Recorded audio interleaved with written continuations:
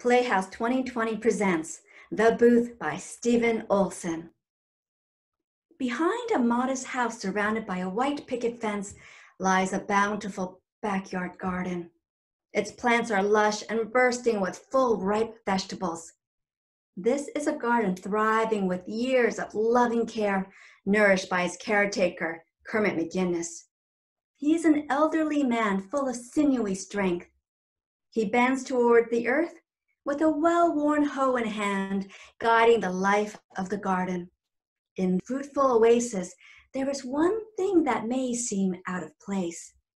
That is until you become one of the privileged few who are allowed to venture into the garden and enter the old red phone booth, now partially overgrown with vines of blossoming morning glories. Two men, Abel Trailsman and Roger Wayfarer, approach Kermit McGinnis. Morning, Kermit. Hey to you, Abel. How you doing? Oh, fine, Kermit. How are you? Any day I'm in the garden is a good day. Yeah. Looks like you're going to have another good season. Yep, it's going well so far.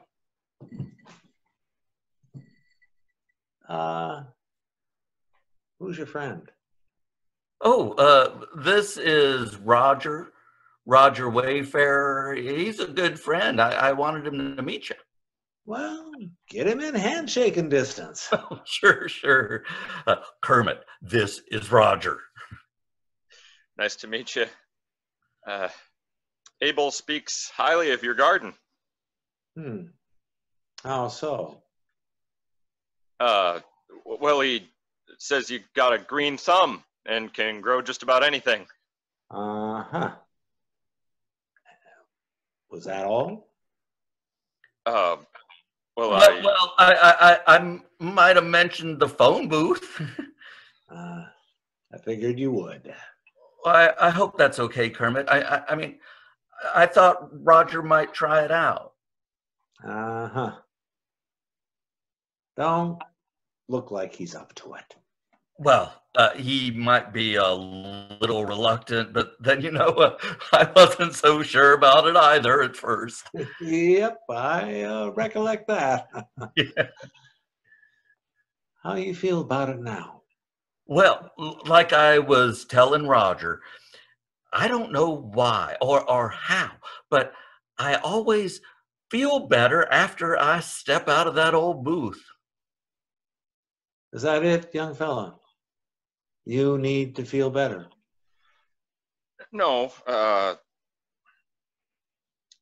not sure.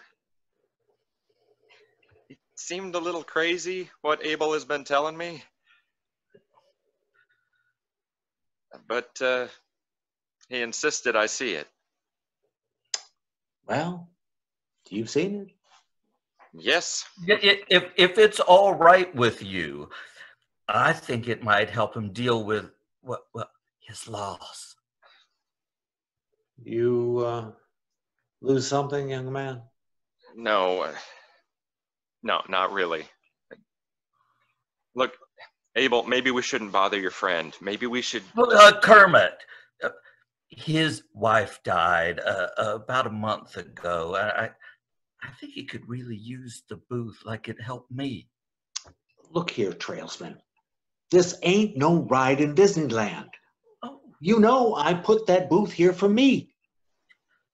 I only let you in because we neighbors.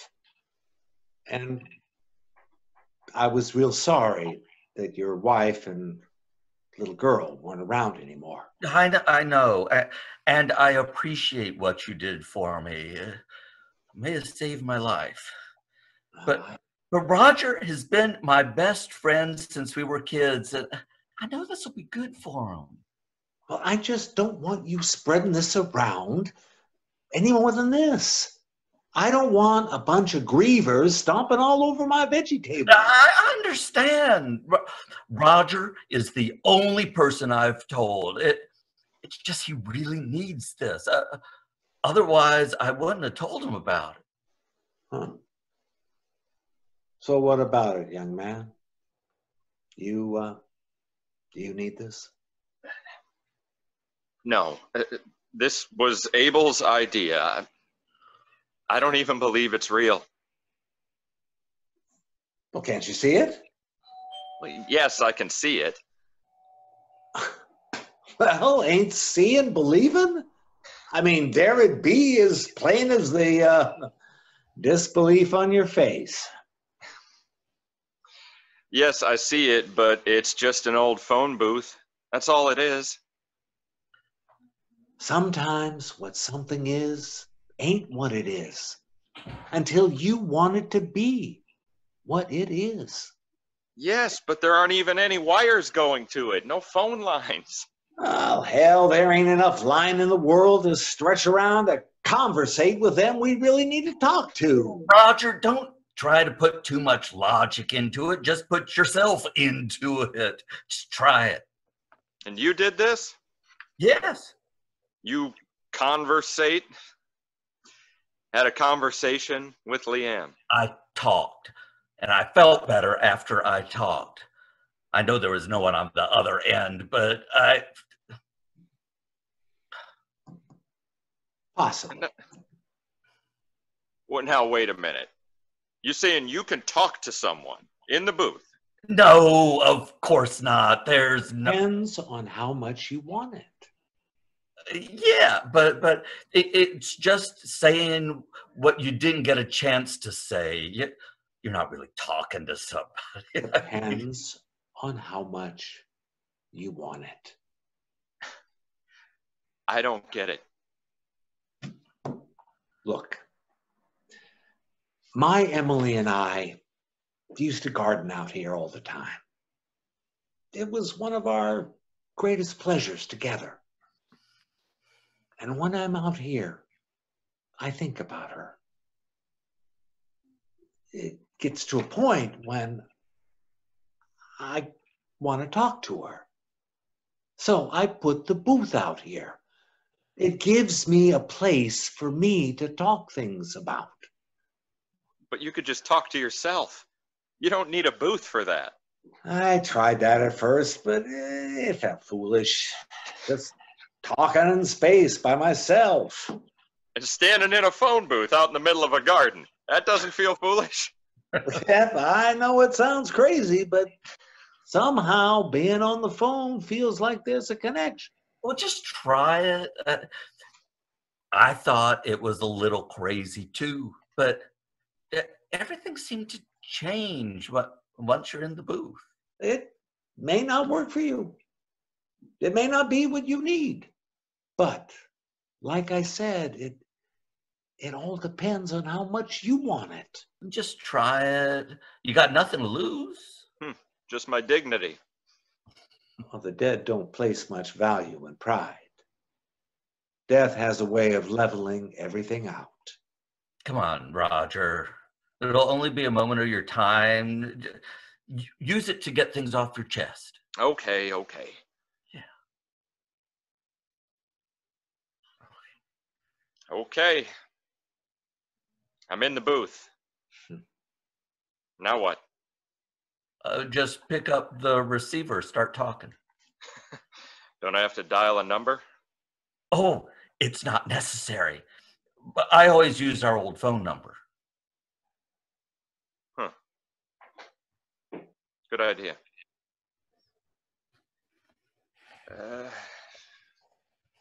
Now what? I don't know what to say. Start with hello. Say hello to whoever you be calling. I mean, ain't you never used a phone before? Hello? Hello, Cathy. It's Roger. Cathy, I wish you could hear me. I wish I could talk to you again. I miss you. More than I ever thought I could miss anyone.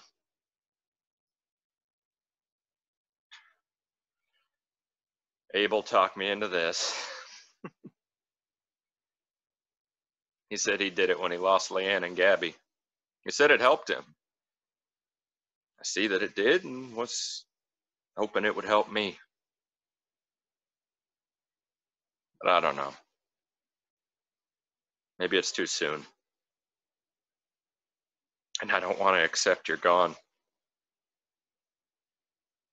It's been hard for me. There have been moments when I didn't think I could.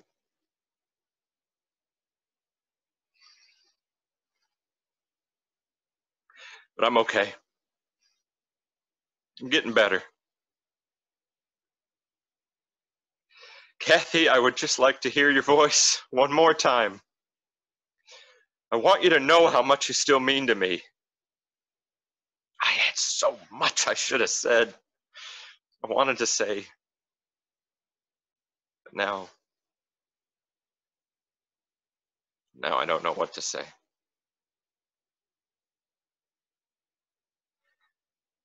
Yes, I want to say goodbye.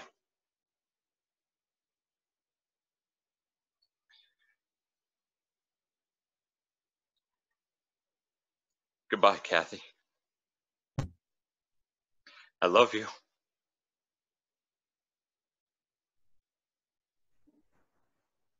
Goodbye, Roger. What? Cathy? Cathy, is that you? Cathy! So, how did it go?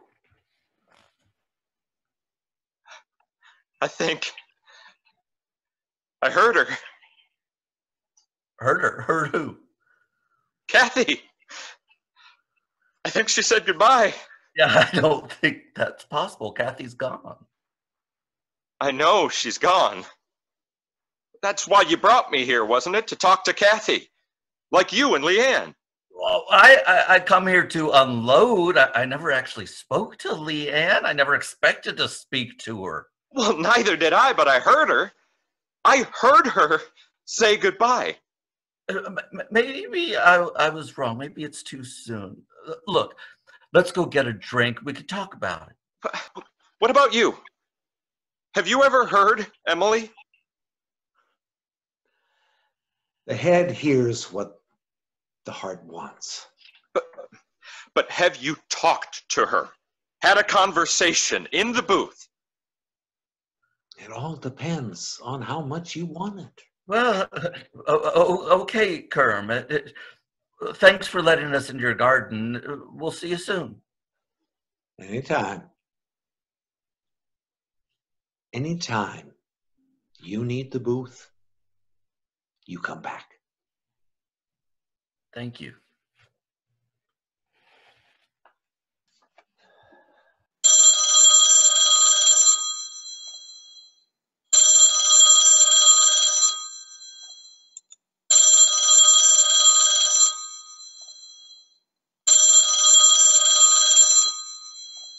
Hello. Hello, Kermit. Emily. How are you feeling? Oh, about the same. I miss you. Oh, I miss you too. How's the garden doing this year? It's doing well. It's doing well. I got the lettuce in early. Are you managing the weeds? Weeds? You know I don't grow weeds. I don't grow anything you can't eat. Oh, well, what about the year we had all those dandelions in the garden? Now, I told you that was deliberate. Hmm. Dandelion root is medicinal. It's supposed to cure cancer. Well, didn't really help though, did it? No. No, it didn't. But I had to try. Yes. Yes, you did. I am sorry I didn't make it. Oh, not your fault, Emily. Not your fault.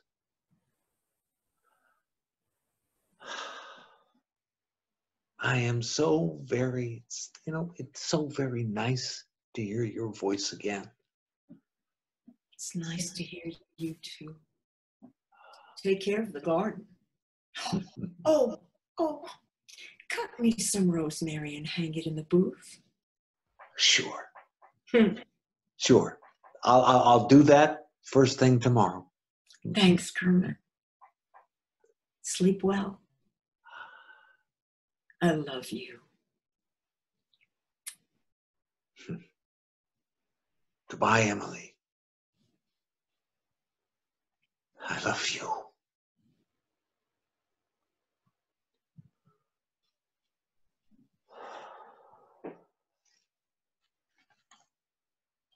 Kermit McGinnis hangs up the receiver. He reaches for the hoe, but hesitates, and instead kneels down and gently pinches several leaves from the branches of rosemary. Kermit deeply inhales the woodsy fragrance and smiles.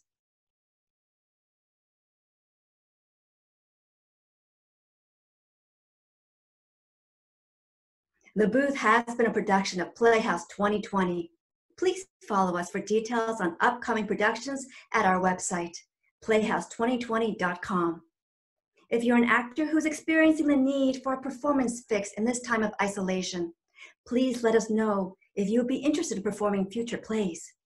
Now, stay in when you can, pick up a phone, and let someone know they are not alone.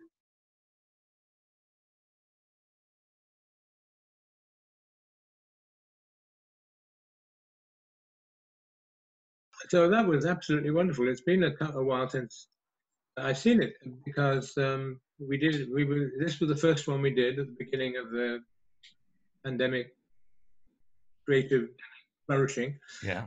First of Stephen's plays, and it was wonderful to do. And just looking at it now, I mean, it's just so touching, and so, I mean, you as a group just play together so well, and it's such a sensitivity and it's just such a beauty to it. Absolutely wonderful. Thank you for that, and me seeing it again. Stephen, so where did this one come from? I know why I ask you every time. Yeah, but this one I know. This one I know. And I think Joey knows also, because she emailed me that someone else had found the story also. Yes. It was a story that I heard on This American Life. And it was a story out of Japan after their tsunami that completely wiped out an entire city in Japan. It seemed the Japanese culture, they don't easily deal with their emotions and how to deal with the loss of family and how to express that. But there was this one man who had a home garden, who had lost his wife during the tsunami and wanted some way to connect to her. And he actually put a phone booth in his garden so that he could talk to his wife, have conversations with her, talk about how he was feeling. And the community found out about it, and other people found out about it, and they started coming to his garden and asking to use the phone booth. And NPR, that did the story on it, actually got permission to record the conversations that were happening in the booth. And if you haven't seen or haven't listened to that particular episode, I would definitely suggest it, because a lot of the conversations that these people have once they get into the booth is just very emotional, very incredible. A lot of people go in there very reluctant, don't know what to do or say, and end up having conversations with people that they lost. One was a daughter who lost her father.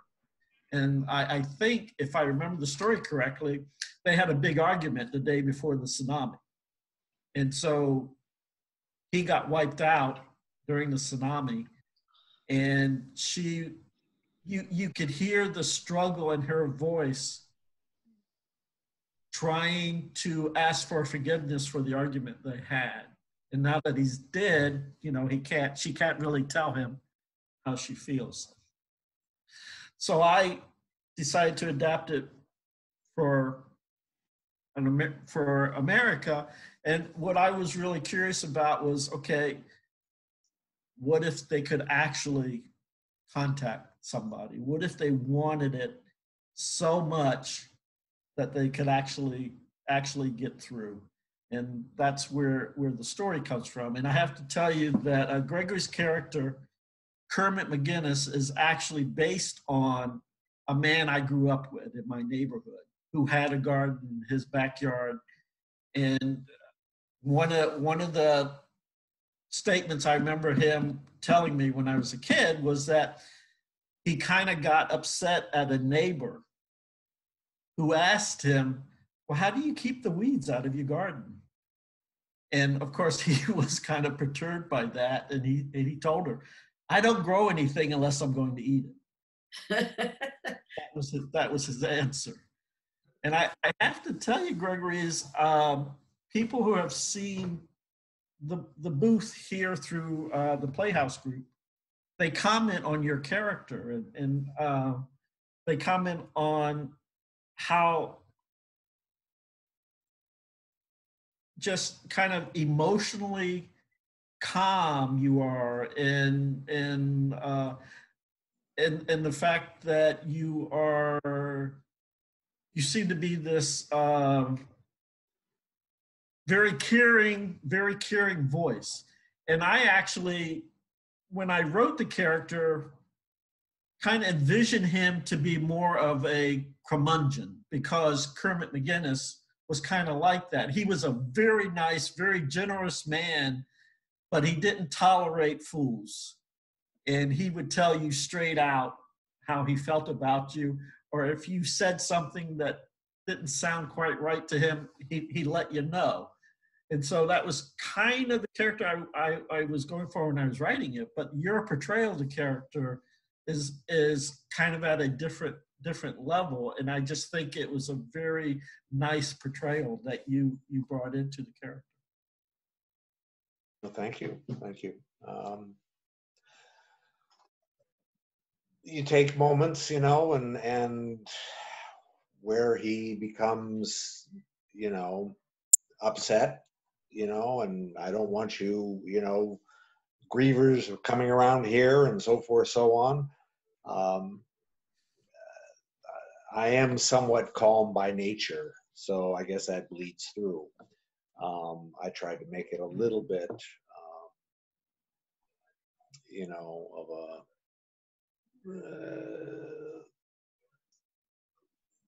not bitter, but a little, you know, frustrated or perturbed. Anyway, you know. Yeah. What you did put into it, Gregory, to me, was just so much heart. So whatever he was saying, it was all coming from love. It was all coming from love of these people, and being able to just being able to, you know, give them something if they were able to receive it, and that is, it was an astonishing performance to me from that point of view. I mean, it just totally takes me, and so thank you for getting that. It was wonderful. Well, thank you for the direction, you know, and for all you guys working. I mean, it was a pleasure working with all of you, you know, and just having a little bit of the back and forth and doing it the first time for me anyway on Zoom, acting on Zoom. You know, where do you look? Do you look where the character is on the screen, or do you look straight ahead of the camera? You know, these are all things that Right. You know, we're learning, you know. Yeah, on The that, I decided. We were working out for the first time because we were doing this right at the beginning, weren't we? But they worked. Whatever we did, Yeah. you did. It worked. Yeah. Sorry, who was Well, I was just saying with the camera stuff he was mentioning, I decided at some point through, since I'm working on a phone, I have such a small screen. So if I do look at the different boxes in the screen, you can hardly tell. Right. So at some point, I actually decided to establish focal points in my room so that it would look like I'm actually doing something, looking at different people. And Sure. but yeah, I waited to do that until we had done it enough times to where I could picture them and get the same sense from it. Because the one part I didn't like about doing that was I couldn't see him when I was doing it. But Right.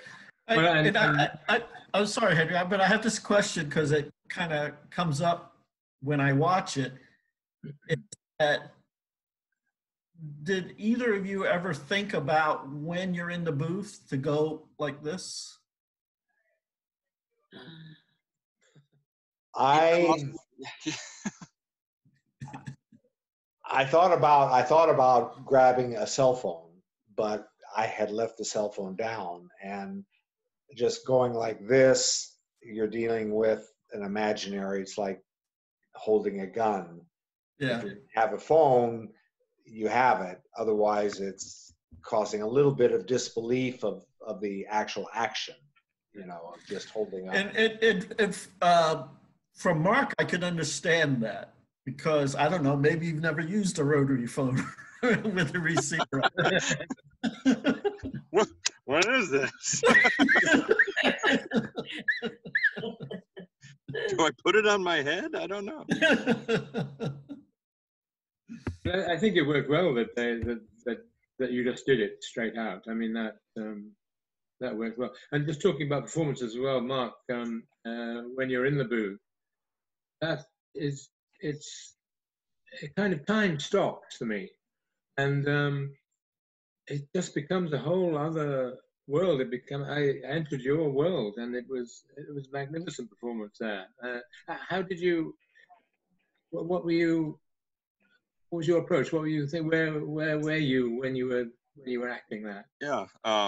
Well, thank you. And I really the writing was so well done that it was easy, and it was, and really all that I kind of had to do for myself was give it time and remind myself not to rush it, because it's all there in the story, it's all there in the words, and so to just give myself the time and space to be in that, and let the imagination go a little bit.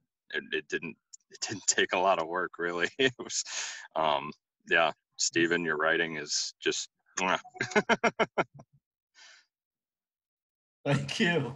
But it's the actors that bring it to life. Yeah. It's a partnership, it's collaboration. That's why I love this stuff. Yeah. Then talking about characters, we haven't talked to you, Eric, about your character. Yeah. You have more to Just say? trying to establish relationship with Mark and Gregory to make was mentioning, not knowing how the squares were going to be aligned, and so not being able to even pretend really looking at them because I didn't know which side they were going to be on, and I found that distracting for myself of really establishing relationships, since I have real eye contact, made it harder for me. But your character came across so beautifully. I mean, I was so convinced by him being that skeptic, and just the way you put it out there, it was so convincing. And the three of you together, three such different characters, but all of you with heart, in fact, and it just worked beautifully, Eric. I thought the way you were there. Good casting, good writing, good direction. Good, well, and good acting. Joey, so how is it playing a ghost? Well, it's interesting. First of all, I've done other plays by Stephen. And again, not to repeat everybody else, but he writes so beautifully, and he writes women so beautifully. They're so fleshed out and heartful and soulful. And I didn't think of Emily really as a ghost. I just thought of her as a very loving wife. And she's very different from me. I believe in temperament and manner. And I wanted to honor that. And she just really loves her husband, misses being with him, and relishes that garden. So that's what she was thinking about, you know, making him feel better. And I think she's apologetic about leaving him. So yeah, she's a lovely lady. Thank you again, Stephen.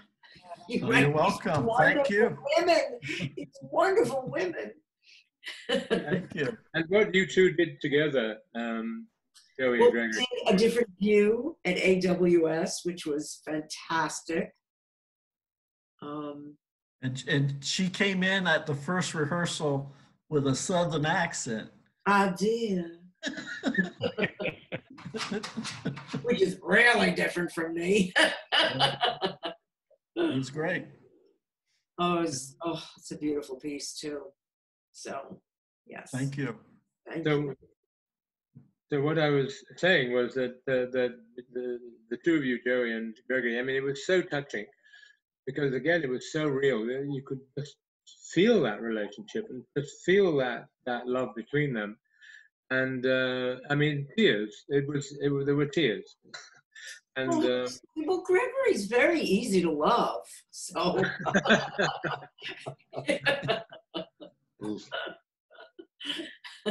thank you. Well, it was wonderful. I mean, you must have felt it, both of you. Yeah. I like the conversation. I like the best between you two is when they're talking about the dandelions. Yeah. Oh. And you feel how much they both wanted this to work for them. Yes. And they're both kind of apologetic that it didn't work, but it was something they had to try. Which is so beautiful because it could so easily have been bitter or angry, but they love each other so much. Neither one of them was. They were just sad. Right. It's very, very sweet scene. Beautiful scene. Yeah. Beautiful scene. Yeah, you. Well, I think going back, I mean, that's also what made it easy for me with a lot of this is the space we were able to enter together, because all of you were so beautifully genuine and earnest. And after it was initially posted, I put it on Facebook with a little statement basically just saying, you know, doing this on Zoom is so strange, but it gave me hope that it could still be beautiful and still be such a unique and connecting process that because so often in theater, you know, you become a small family for a brief period of time, that little while. And even shorter amount of time as we had, and even though it was only on Zoom, I was like, I care about these people. I like these people a lot, and I enjoy working with them. I really wish this was like a month-long process of rehearsal for this little thing, because I want to spend more time here. But yeah, so it was a really great little experiment. So thank you all for bringing it. Anyway, thank you all very much for coming and talking and viewing the movie. And see, I'm talking about it as a movie now. So this will go in the bonus features. Thank you. Yes, that's right. And thank you for taking part in it. It was an absolutely delightful process for me, and I enjoyed it so much. Thank you. And so a big Very round much. of applause. Thank you. Oh, look what I can do. Wait, Thank you. wait for it. And yes. Hey, Gregory. Greg, how's Lily? He's doing fine. Thank you very much.